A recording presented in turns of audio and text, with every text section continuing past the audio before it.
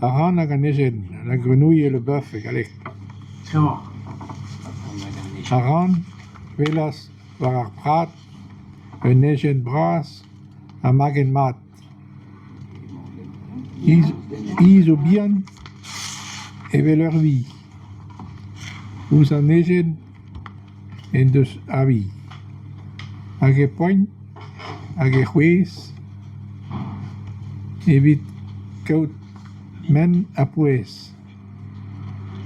Hag e asten e ar velou.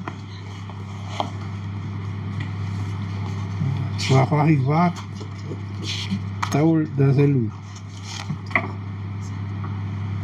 A voilà, eo. Nan, neo ket. Deud en dro. Deud on teo. Tam evet. Don a ran bras. Ne dout kresket. Tam bet e c'hoaz. Kemen a evez a lakat. A c'hwez a la kas.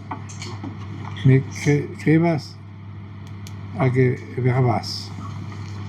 Kalz tud n'in ket furor. O klask sevel dreist o reng. Chom izel a zo suror. Mit irut ouz buez treng.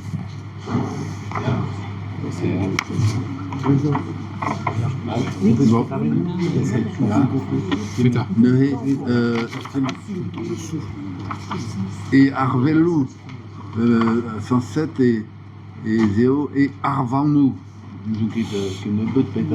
E Harvelou, vraiment, o skrivet un Harvelou, il y a Carvelou. Carvelou, là. Arvelou, Pétayo. Rasten et Harvelou. Pétayo, Arvelou, P Arvanou. Ah, Ludo, non?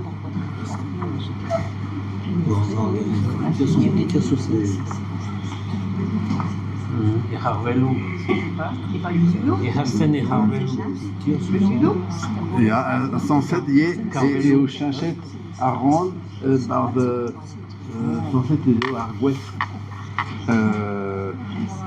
À Gouest Cléo.